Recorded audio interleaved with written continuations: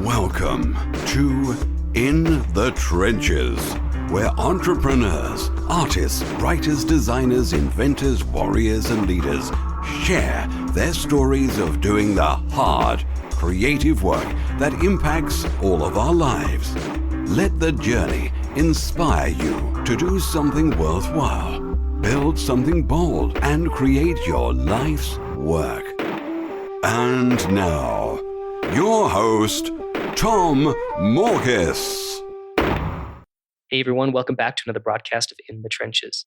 I'm excited to have on the call today Jim Brown, who's the creator of SalesTuner.com and the host of the podcast by the same name. Today we're going to talk about sales, how to find leads, and how to sell people. And we're probably going to focus on higher ticket items, but I want to bring this to the level where anybody can use it. So whether you're selling digital products, selling courses, membership sites, programs, or consulting, higher-end services, I think there's going to be some valuable stuff here. So Jim, thanks for being on In the Trenches. Tom, it's a pleasure. I'm happy to be here. So let's start with your framework. You were telling me about this offline, but I believe you have a framework for entrepreneurs to get better at sales. So why don't you walk us through that? Yeah. So, a lot of people get scared by just even the phrase sales. They don't want to be a salesperson. I literally just came from a meeting where the person says, look, I need you to help me. I want you to coach me, but I just don't want to be a typical salesperson, right?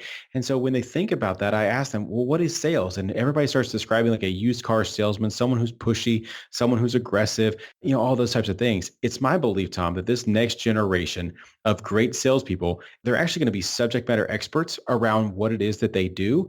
And then when they get to go and have a conversation with the typical prospect, now it's just a transfer of knowledge and therefore a transfer of enthusiasm that gets that person to trust you and give you money to do what it is that you're going to do. So we can break apart, the frameworks however you want, but it's essentially, I want to take a cold person, right? Someone who I have never talked to before, or maybe they've downloaded something from my website, something along those lines, all the way to them actually giving me money. That's what I want to talk about today. Okay, so do you have like a step-by-step, like is it a 5-step structure here? Like when you talk about that, like what is that process that people typically go through? Here's the thing, right? So I do have a framework, but the framework actually works from the back.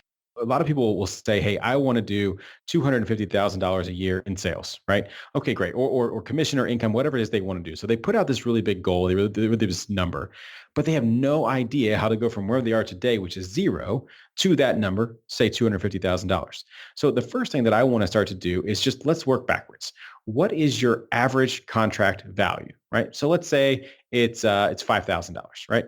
Well, how many deals do we have to get in order to do $250,000 at 5,000, right? I think that number's 500. Is that right? I have no idea right now. But now that we know that number, okay, in order to do that, how many proposals do we have to put out to get one deal? And so now we can start to do the backwards math. Okay, in order to put out one proposal, how many conversations, discovery calls is what I call them, how many discovery calls do we have to have in order to be able to put out that many proposals? In order to get that many people through the discovery process, how many prospects, new people do I have to talk to? And so that's the framework that I like to work backward from, because that then makes it the point where I can say, okay, well, there's 12 months in a year. So the number could be really intimidatingly high. But once I say, okay, there's 12 months in a year, there's 4 weeks inside of that month, there's 5 days inside of that week, there's 8 hours inside of that day, all of a sudden it becomes a really easy number. Like, you know what? I've got to reach out to 5 people today in order for me to know that I'm going to get the right amount of activity going that's going to let me get to that $250,000 number. So that's the framework and the step-by-step process that I use to break down a really big goal and make it something that I can digest daily. Cool. So we might backtrack and get into this a little bit, but I do want to focus on the sales piece first before like the lead gen piece. So let's assume that the person actually has somebody who's inquired to work with them. Where do you go from there? What's the process after you've got an inquiry, or if you do some sort of outreach, you get interest? What are the next steps you typically go through? Yep. So now I'm sitting on a Skype call, or maybe it's just a phone call with somebody, right? First thing I want to do, Tom, is I want to do what I call an upfront agreement. I want to get right from the very beginning, what is our mutual next steps in this thing? So it would sound something like this. Let's say that I was trying to sell you maybe my sales coaching services. What I might say is something along the lines of, hey, Tom, thanks for inviting me in today for this call. Hey, I had us down for 30 minutes. That time still work for you? I like that. right? Because now I'm getting context the entire time. So I'm saying, hey, 30 minutes, we still good with that? You may say, no, I've only got 10 minutes. Okay, well, now I'm going to change my entire meeting because you have 10 minutes instead of the 30 minutes that I thought I was going to have. So again, just looking for context. Great. You confirm the 30 minutes. Tom, I've got a full agenda that I want to get through today. But before I even get into mine, I got to better understand what are the top three things you're hoping to get out of today's conversation, right? So Hmm. now they're just laying out what their priorities are. Now, I can already see some people are listening to this are like, well, I called them. Why would they be expecting anything, right? And that's totally fine. But it's not like they had an empty 30-minute block on their calendar that said insert salesperson here, right? There's a reason why they're having this conversation with you. So let's get it out on the table. Let's understand what that is, right? So you tell me the top three things. Hey, features, benefits, and pricing. Great, Tom. We're going to get to that when it's relevant. But before I do that, obviously, I'm going to have to ask you a lot of questions. You okay answering my questions today? Naturally, you're going to have a lot of questions from me. Are you okay stopping me when you have those questions and make sure you get those answered when you have them, right? Again, the whole time, I'm just making sure we're having a conversation. Now, Tom, typically we get to the end of today's call, one of three things will happen. The first thing is I might have to tell you no. Are you okay hearing me tell you no, that you're not a fit today? Now, what's that doing? From the very beginning, now you are positioning yourself as an equal business stature, right? Equal level footing with this prospect. How many salespeople actually tell their prospect that they may tell them no? It just doesn't happen, right? But then you just change that dynamic. Now, Tom, second thing that may happen is you just, through our conversation, you decide you don't want my help, and that's totally fine. But will you just please tell me if you ever see that come to be that you don't want my help? All of a sudden, and it sounds weird, but I've now given them permission to say, no, this is not a fit. This is not something that I want to do. But now we're mutually agreeing to it from the very beginning. Can you repeat that question, how you framed that? I'm trying to take Yeah. notes and I'm not going fast enough. Yeah, sure. And it was intentional. So I said, hey, Tom, we may get to the end of this and you decide you don't want my help. Okay. I do not let prospects tell me I can't help them because that's not true. They may decide they don't want me to help them, and I'm totally fine with that, but they don't get to tell me that I can't help them. Right. Right. So the last thing, Tom, that may happen is we both say yes. And if we both say yes today, what I'm going to do is I'm going to send you a contract for $450 and we're going to do two evaluations so that I can better understand who you are as a salesperson. And that's how we get started. Are you willing to say that version of yes today? Now, they may say no, and that's totally fine. Right. So let's just, we'll role play that real quick. Just go with me and say no. So, hey, Tom, last thing that may happen. We get to the end of today's call. We both say yes. What that typically means is I send you a contract for $450. You take two evaluations so that I can better understand who you are as a salesperson. And that's how we begin our work together. Are you okay saying that version of yes today? No, I'm not. Okay. All right. My apologies. What were you hoping to decide today? I refuse to answer that question. No, I'm just kidding. Would anybody ever say no to that though? Yeah, absolutely they do all the Interesting. time. Maybe they're not the decision maker. Maybe they don't have budget. Maybe, there's all kinds of reasons why they may say no. But I'm okay. I'm okay hearing them say no. Too many people think that they have to get to yes. I want to get to no because the sooner I can get to no, the more people who are going to say yes I can talk to, right? And so if you say no at the end, that's great.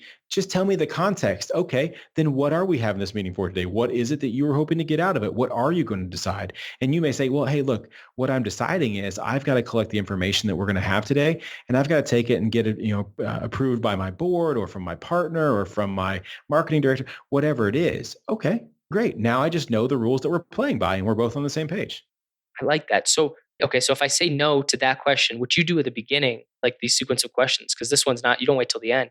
This is you set the stage at the beginning when you say, hey, if we get to the end of this, conversation and we both agree to move forward to work together, I'll follow up with you with a contract, or we typically follow up with a contract for $450 and we do this strategy session or whatever, however you framed it. That's right. So okay, I generally got that. And then I asked the question, well, are you ready to make that commitment today? Or how did you frame that? I thought your wording was really, really nice. Yeah, sure. So I basically said, hey, are you willing to say that version of yes today? Are you willing to say that version of yes today? That's awesome. Yeah. Yeah. Because again, it's okay if you say no. It really is. All I want to do is I want to understand where we are. I want to understand what game that we're going Mhm. to play. And if they say no, then what you do is you come back with a question. So how did you do that? Then you say, well, what do you want to get out of today? Basically That's kind of putting it. it back on them. That's it, right? And but at that point, I get to decide whether or not I want to play by their rules. I was going to say, it seems now I'm going to revamp every time I do calls now. Like I actually Sure, have a sure. proposal later today. So I'm going to actually probably go through the sequence because I like this. I don't Yeah. usually set the stage early like that, but I like that because to me, it just makes perfect sense. Like I find that a very reasonable proposition to kind of establish the baselines in which we're engaging during the call right at the outset. So if somebody says no, I'm not ready to say that version of yes for this. Essentially, I'm not ready to sign the contract, pay the money, and move forward. What are the typical responses you get? Is it usually, and let's assume it's not like, or maybe it's working for a company, but if the person is actually the decision maker, Hmm. what are the typical no's you get? And then what do you do if it's like, well, I just want to find out information today? Do you ever just say, well, this isn't worth my time? I mean, maybe not out loud, but walk me through that process. Yeah, absolutely. That's the whole reason why I do this, right? So if they are the decision maker, and again, let's just use the example here. So I'm trying to sell to you. You say, "Oh gosh, you know what, Jim? No, I don't make decisions on the first call. I just don't do it. I have to take the information. I got to think about it overnight, and then I'll be able to come back and decide." Right. So again, all I want to do is I want to understand the context of the rules that we're going to play by today. So I would say to you, Tom, hey, no problem. Totally get it. I've worked with plenty of people that's the case. When you go back and you're thinking it over tonight, what's the decision criteria that you're going to use to determine whether or not you move forward? What do people typically say? Because have they even quantified it? Or do you have to No, usually work through that process? it's always BS, right? Right. Like all Right. I'm just trying to get the objections that I know are going to come out. I want to get them out as soon as humanly possible so that I'm not wasting my time. But again, the whole framework here, the whole context is me understanding the rules that we're going to play by. That's it. That's all I want to know. I like that. Okay, so somebody comes back and is like, okay, you have to say, what are the criteria that you're going to use to decide yes or no, right? What's the right fit? What are some of the typical responses? Yeah, or give an example, maybe that's recent, and just walk us through it, some examples, because I think this is fascinating and how you kind of like approach it. The most recent example that I have, I was talking to a PR company today that they have the owner that wants help and he has one sales rep. And again, she's the one who was saying like, I don't want to be a typical salesperson. Well, that's not, nobody wants to be a typical salesperson. But so they said to me, okay, hey, why don't you we get done with the meeting today. I'm going to need you to send me a summary of what we talked about and give us some options around what we do. And I said to them, well, I'm kind of confused. I literally just told you what it looks like. I send you a contract for $450 and it's per person, by the way, but per person so that I can evaluate who you are because I don't take on every client. I want to understand what the deficiencies are or what the gap is between where you are and where you want to be to determine whether or not I can even help you. And that's just my way of getting the process going. And so I don't need to send you a proposal. I don't need any more practice writing proposals. I will send you a contract and you sign the contract and we get started. But they gave me the line, okay, well, we still got to think it over. We got to do this. I got to do that. And I said to them, okay, you can do that. That's fine. What is the decision-making criteria that you're going to use when you call me back tomorrow and decide? Right? And they said, well, really, I guess we're just going to determine whether or not we like you. I said, oh, that literally is the game we're playing. Okay. So as I go through our conversation today, my whole goal is just to get you to like me. That's it. Fair? Did you say this to him? Absolutely. Yeah. This cracks me up, man. That's hilarious. What was the response to that? Again, they start to realize the BS that they're The giving. absurdity And of their, yeah, yeah, that's so funny. yeah. It's all, I mean, it's psychology, but I'm not trying to use it in a negative way, but I'm playing the role of a dummy on purpose. I'm like, well, hold on. I just don't understand. Tell me more about how you're going to make this decision. And that just doesn't make sense to me. Can you explain why, in what world that makes sense? And I'll even go as far as saying, okay, help me better understand. When you're out there selling to somebody on your end, do you let them do that to you? Oh no, we never do that. We would get this up front. I'm like, okay, but you want me to do something different. This doesn't make sense. Is there ever, like, I guess there's a few questions I have. So when you get into a situation like that, where there's that kind of like, we'll say, I guess, for lack of a better way to describe it, maybe you have a better way to describe it, that pushback to agreeing to come to an agreement at the end of the call, right? Do you ever just like, is that ever like a red flag? Or is it not so much a red flag, just like some people are just like that and you have to kind of work through that, process with them and you still see it as a good potential sale? Or do you ever find that like certain things early on in a conversation are like, this person's not going to be a good client? Yes to everything you just said. It's absolutely a red flag. And that's what I'm looking for. I'm looking for Ah, those red flags as early as possible because here's the thing. Too many people, they get all the way to the end. So they've taken hours to write and craft this beautiful proposal. They think it's buttoned up. They send it over and it sits in a prospect's inbox and it just marinates for days and you get no response. And you're just wondering what's going on over there. Every objection they're about to come back with you with, they knew the very first time that you talked to them, you were just afraid to ask. So that's it. interesting. Okay. And tell me if there's anything else you want to add to that. Otherwise, I'll have a couple questions and I hope they don't. We might come back and forth a little bit here because that's just how my brain works. Yeah, go with it. Okay, so I'm going to come back to this. Let's go back to an assuming better case scenario. Somebody's like, yeah, I'm willing to make that decision today. Like I'm willing to say yes to that if we both agree it's a good fit. Mhm. What's the process you then go through for the rest of that call? Yeah. So, and I want to be clear. One of the things that I didn't mention, Tom, this sounds like that exact same thing every single time. I use that upfront agreement framework in any call that I'm in, but the version of yes that's being said is going to be different, right? My version of yes may be, hey, we get to the end of the conversation. We both say yes, yes, and yes. Today means that we're going to bring in two other people on your team into the further conversation. You okay saying that version of yes today? My yes and yes could be, hey, we get to today's conversation. I'm going to show you a demo of my product. Are you okay saying yes to that today, right? So that version of yes, that mutual agreement just gives us our defined next steps instead of it being mutually kind of ambiguous to be like, okay, we get to the end and we decide to take a next step.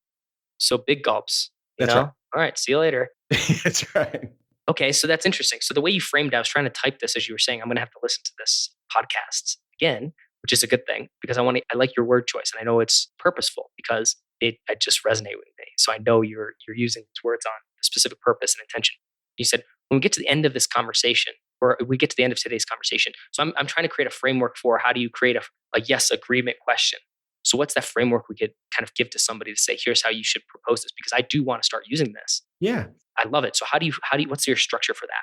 All you have to do is know what your next clear, defined next step is, right? So just if you take this one step back and you say, hey, the last person that bought from me, what's all the things that had to happen for them to buy from me, right? So typically you have to generate interest in some regards, right? So you have some kind of fit meeting. This might last 10, 15 minutes. It might be a phone call, might be a Skype call, might be in person, who knows, right? So you have this general fit call maybe. Then you go to what I call discovery. Discovery is a structured process of questions that you have to ask in order to determine whether or not you want to work with somebody, but whether or not the solution that you provide is going to fit what they're going to do. And this is bigger than just the fit. Do I like the person, right? Once we have the discovery meeting, we get all the stuff that we have. What I call next is a gap presentation.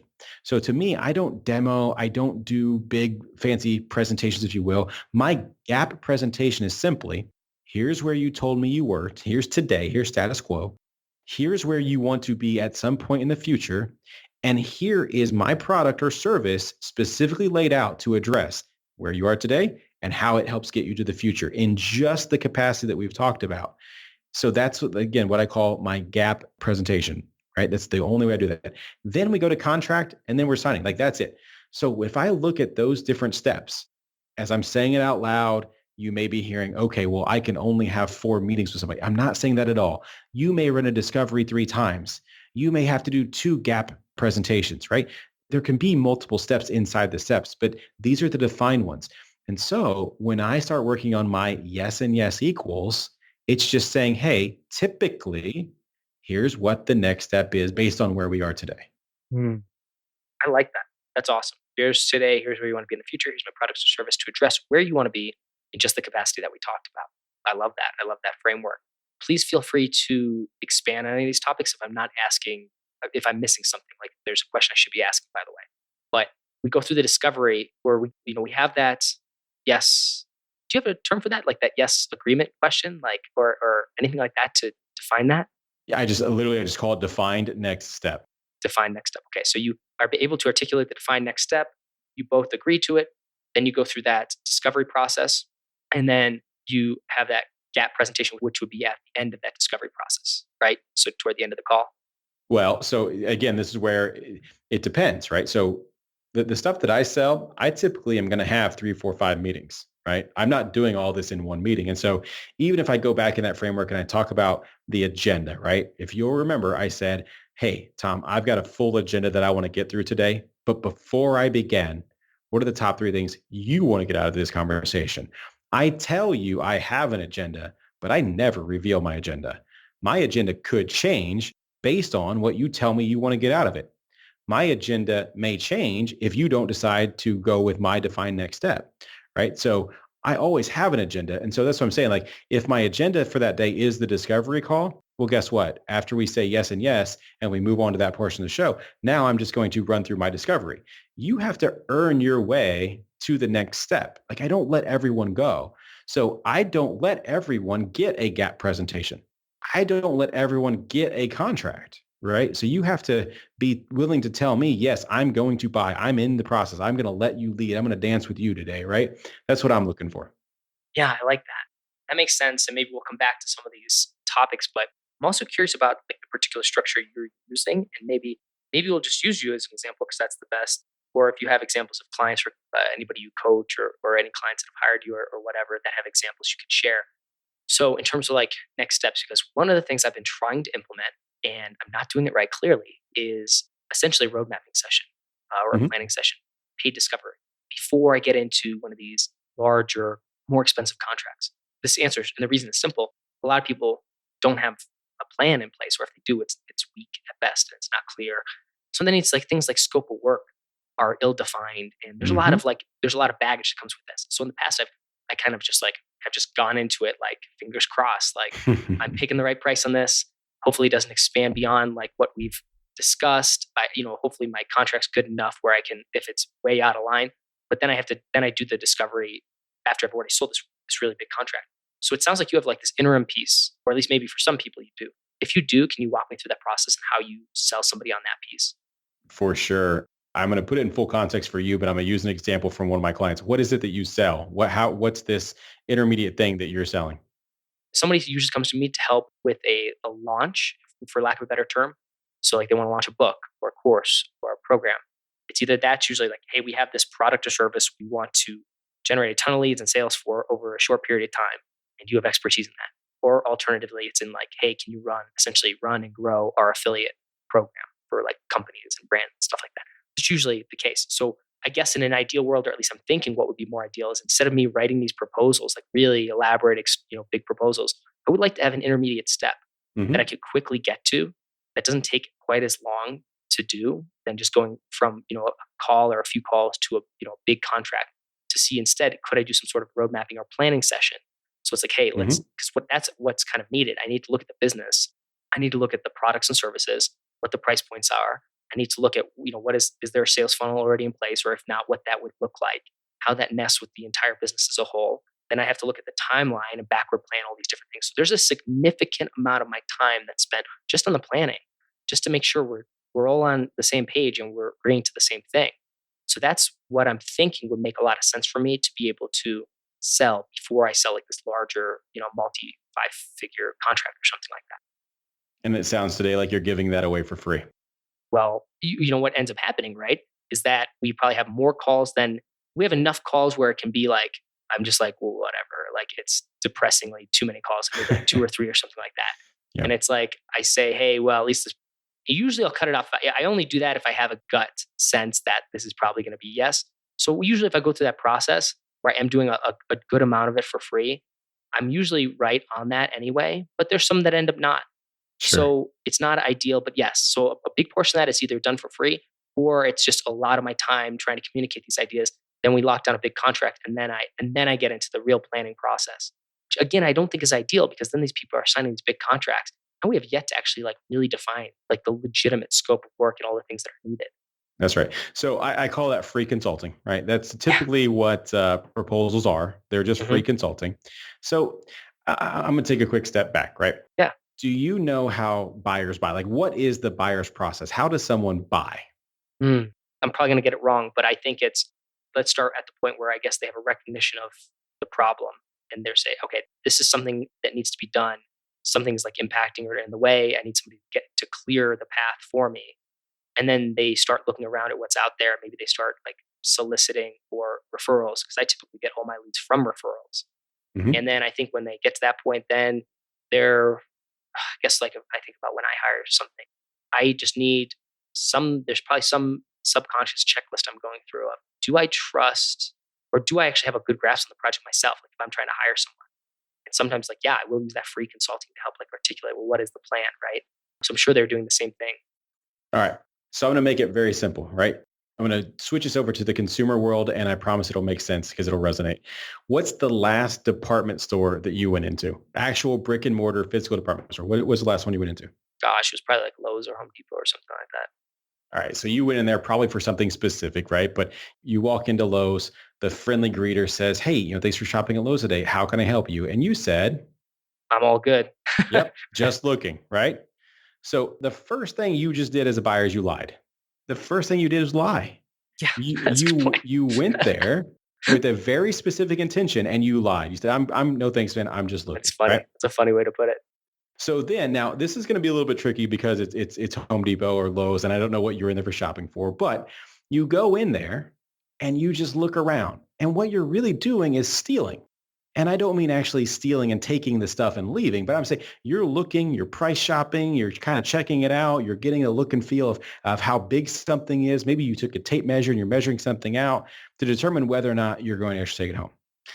So then you start walking toward the front and, you lie to them again. They say, "Hey, did you find everything you're looking for?" Like, "Yeah, it's all good." So now you've lied again, right? So you lied, you steal, now you're lying, now you're going to hide. And what hide looks like now is you're never coming back. You're actually going to go onto Amazon, right? Or you're going to go onto homedepot.com and you're going to buy it from there. You're never coming back in the store.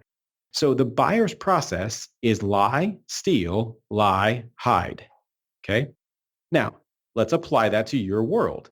So they come in as a referral, right? That's great. And so they may tell you, "Hey, here's what it is that I'm looking for, but I'm not ready to buy. I just want to better understand what it is that you offer," right? They're lying to you. Then when they move into steal mode, they want to steal all of your information because it's valuable. They know how smart you are. They know how much experience you have. So they want to steal as much as humanly possible for you. Right. So then they start to move into stage 3, which is lie again. And now this lie at this point, it sounds like this: "Tom, we think you're our guy. Everything you said has just been so amazing. I was just hoping you might be able to like whiteboard with us exactly how we would do this in our world. Let it be more specific. Can you give me a referral? Can you give me a testimonial? Can you do a demo in my environment?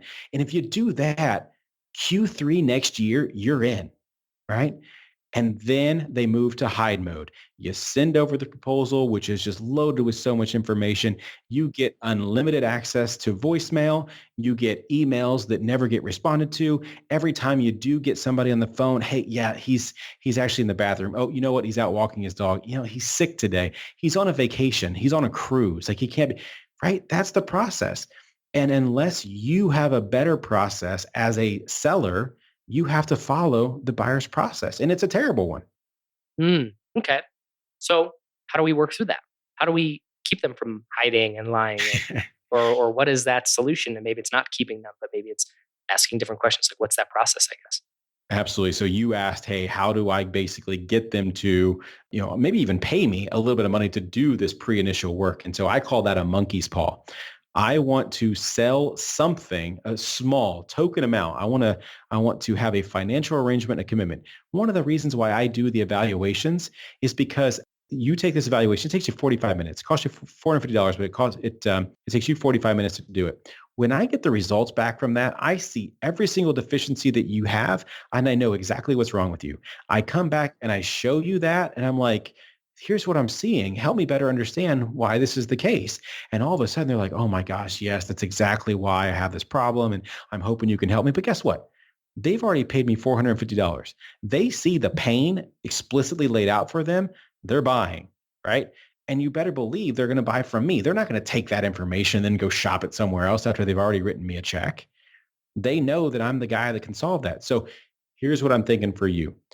Is there some amount of information that you can get out of them that says, "Hey, let me go back and I can just run a little bit of an analysis for you." We typically do this in like a 90-minute workshop. It costs $500. And again, the number here is absolutely arbitrary, but it's a 90-minute session. It costs $500. We're going to lay out an entire plan for you of how this would happen. If you choose to hire me after that, great. If not, you can do this on your own, or you can find someone else to do it. That's totally up to you, right? But at that point, they've now paid you to do your proposal. And at that point, I don't care whether or not they actually, I mean, obviously I do. I want them to pay for the rest of it. I want them to buy the me doing the execution. But hey, some will, some won't. So what? Who's next? Yeah, I love that. Okay, so what's the value proposition of the evaluation? Like, how do you explain for you specifically, or you can give examples of clients or other case studies? Because obviously I've been presenting it the wrong way is all I can think. Because the pushback is like, oh well, like I don't really want to pay for that. I just want to pay for you to do like the whole thing. And it's like I'm clearly not articulating the value of what I'm saying we're going to do together the right way. So I'm curious, how do you articulate the value of doing that evaluation session? Simply put, like not everybody is going to work with me. I don't take everyone on as a client. I have to determine whether or not you should get to work with me or not. Right. And so as a result of that, it's like, I got to see what I'm working with. You may have problems that A, don't know how to solve, B, don't want to solve, or C, you don't have the budget to solve. And I would rather know that in the very beginning than us get into a project together and then decide to hate each other, right? Like, I've got a reputation to maintain. I don't want to lose that by doing something poorly for you. And you need this to be successful, right? If that's the case, let's make sure we do it right from the beginning as opposed to just guessing. Wow, that's good, man. That's awesome. And then so you go through that process, and then typically, so you deliver that. We'll say they like it, they get some good insights. Then would you ever do like I guess would you then do a full proposal after that? Well, basically, it's kind of what you already done, and just like get them to sign the contract for that higher priced service on the back end of that evaluation, or typically what's your process? Absolutely. So I work with a lot of, so my primary focus is, Tom, are tech companies. So they have tech products, and then basically what I call tech or marketing services companies, right? So a lot of agencies. I have two clients right now specifically that I'm not going to mention their name, but one of them charges $20,000 for essentially a proposal. I'm not going to lie. It's essentially a proposal, but they call it a think first.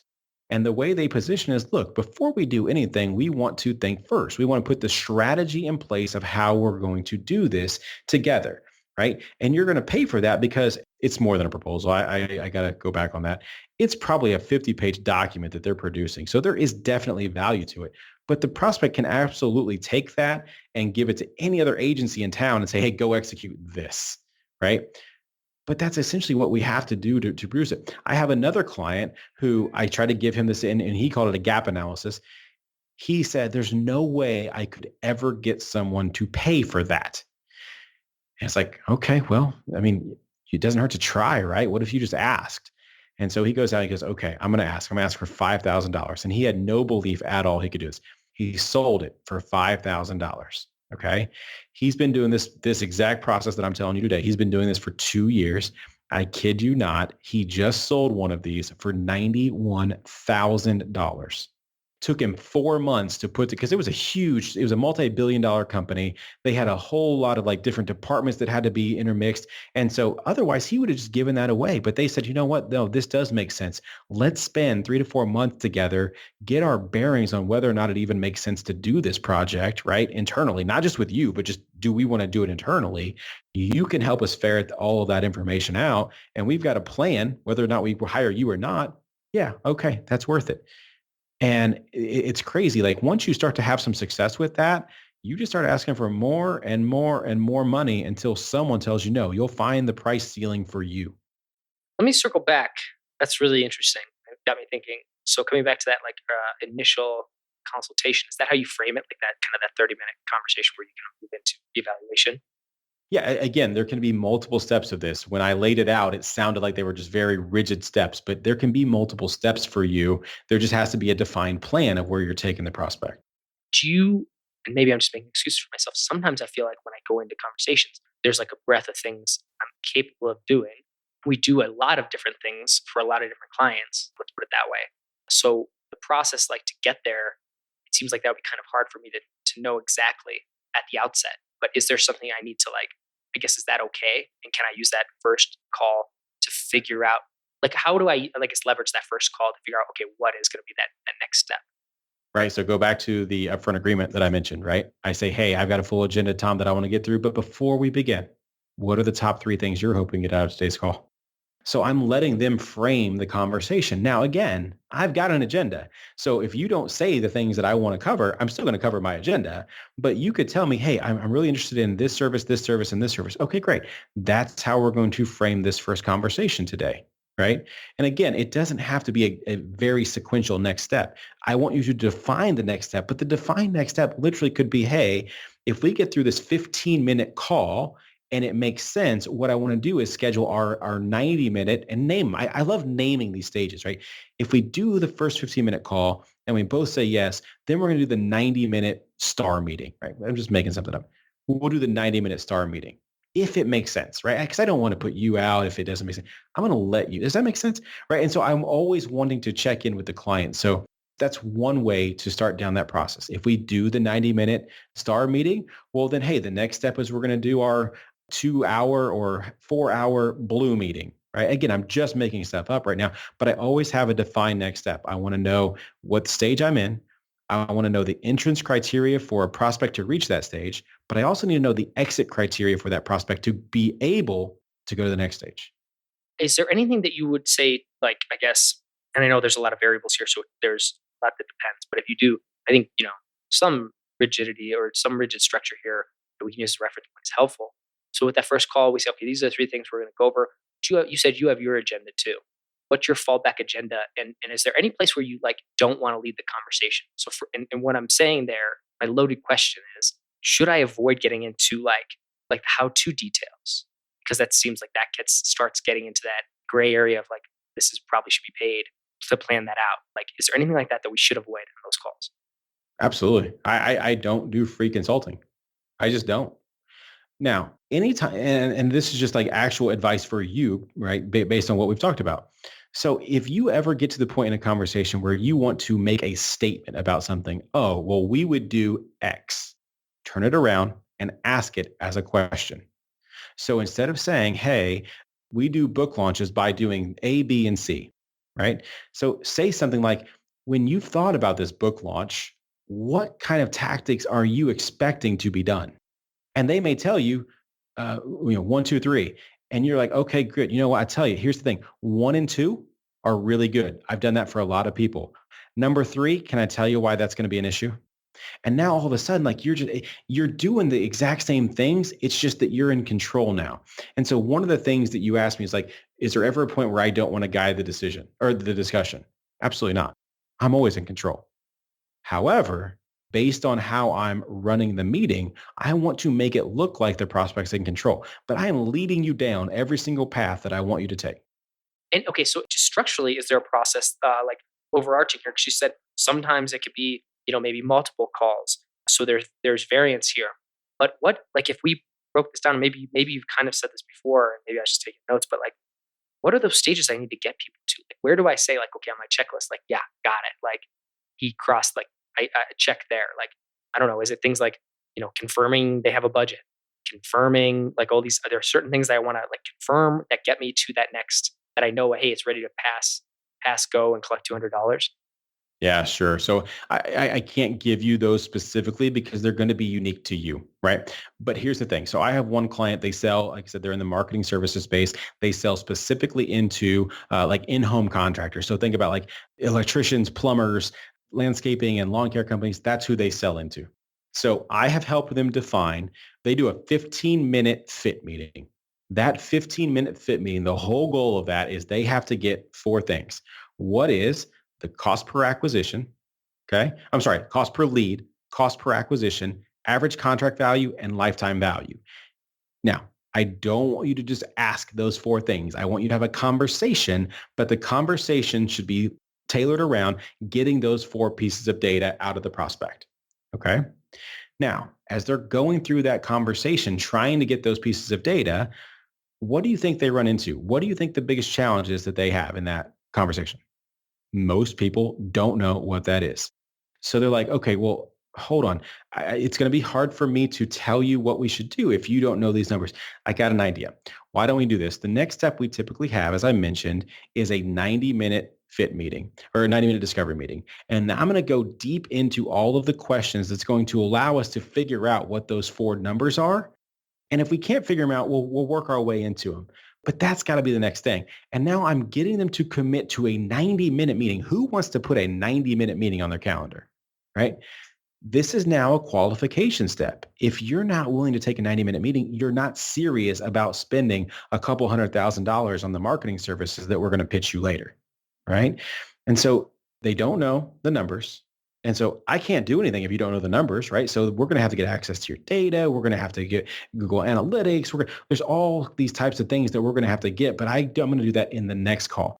I do that 90-minute call and I say, okay, if we get to the end of this, we both say yes, what I'm going to do is I'm going to put together what I call a gap analysis. And the gap analysis is simply going to take a look at the data that you've given me, and I'm going to do like a 30-minute cursory glance of what's out there on the market, what I see. And I bring back the information and basically just paint a picture of pain. Here's all the pain that you have. Now, I could sell that. I choose not to. That's something I've let them give away for free. But the person has to earn it. I don't just give it to anybody. They have to meet certain qualification steps. But once they do, they see all that pain. And trust me, it's very structured. We look at their competitors. I know who the competitor is that really pisses them off when they lose to that person. So of course, I'm highlighting all the good stuff that person's doing. I'm just showing them so much pain. I'm like, well, typically people who have this much pain, they pay us 20 grand to go, do the full blown thing first. My guess is that's not something you want to do. Well, I feel like I have to at this point, right, Tom? Well, it's your choice, right? But that's what other people have done, right? So you have that kind of like social influence as opposed to you being the slick salesperson telling them they need to. You're like, I don't know if you should, but other people who've been in your situation have done that. That's awesome. This is good. Okay, well, hey, I've realized we're way over time that I said I was going to schedule with you, so I apologize, but I appreciate you being generous with your time here. I could probably go into this in way more depth, but hey, what a great place to, this is a ton of value. I'm actually going to re-listen to this like later today because I know I can actually start implementing this like right away. And I love that it actually can be applied beyond, straight up like proposal type business calls and conversations. I can see this applying to a lot of different conversations I have in a lot of different capacities. Things like just setting the stage, the context of the conversation right from the get-go. Another thing that I've always struggled with is, hey, at the end of the this 30 minutes, I got to go. You know what I mean? Like that's the other thing that I've struggled with in the past, and I love this because that can apply to every conversation. Just setting the stage at the beginning. So I know I can talk on and on and on about this, but that's obviously not what we're going to do. We're going to send people over to your podcast, your website. So where can people find you? Where can they learn more about your process and everything you shared with us today? Sure. Yeah. A couple different ways. If you just want to follow me from like a social aspect, you can definitely follow me on Twitter, Jim_Brown. I talk about everything from Kentucky basketball to the latest craft beers that I'm drinking. But if you want to talk about business or just see some of the stuff that Tom and I have talked about today, go to salestuners.com/roadmap. Tom, I've created a free workbook, and I want to emphasize the word work for your team. But that initial framework that we laid out, like how many discovery calls, how many prospects, how many proposals, how many close won deals, I lay that out. So you put in the big number that you want, 250,000, a million, whatever it is. And this workbook is going to walk you through every single step that you're going to have to take to get to that big number on a daily basis. So again, just salestuners.com/roadmap. Jim, thank you so much for being on In the Trenches, man. Super helpful, super insightful. Appreciate the details. And we'll have to have you back on for sure in the future. Yeah, it was a great time, Tom. Really appreciate it. Thank you for listening to In the Trenches. Your creative work doesn't stop here. Join the resistance, the small but growing army of entrepreneurs and artists putting a dent in the world at www.tommorkis.com. Never fight alone. Join the resistance.